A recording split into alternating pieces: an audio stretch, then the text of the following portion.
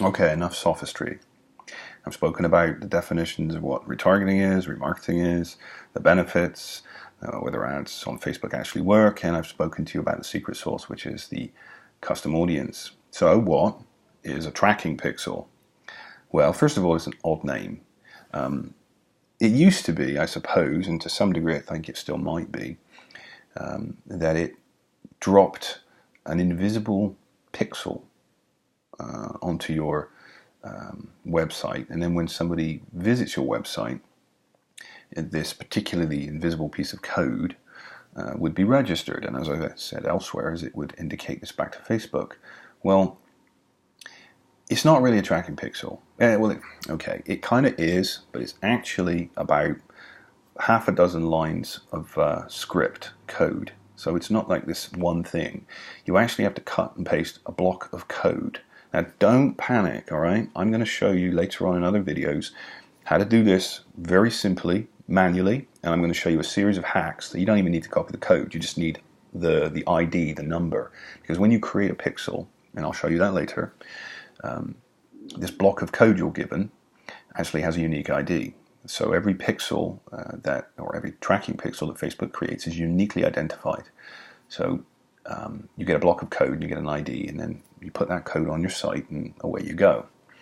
But I'm going to show you how to do all of this very, very simply. In fact, shortly you're going to see none of me, because we're going to start doing screen capture, because I need to show you the real nuts and bolts. You know, this is setting everything up so that you don't watch the other videos that are coming shortly and kind of just look blank, you know, because you don't understand what you're looking at. So that is, in majority, what the pixel is. It's a chunk of code, and as I think I've indicated elsewhere, but for the benefit of brevity, it is an analytics tool, a piece of code that allows you to analyze and measure the effectiveness of your advertising by understanding the actions people take on your website. Now, you can use pixel data, which is the stuff that Facebook throws backwards and forwards, to make sure that your ads are being shown to the right people. I told you elsewhere you can use it to build custom audiences, and you can also unlock various other Facebook tools which won't be covering in this introductory course. So, setting up the code or setting up the pixel is what I'm going to show you in the next video.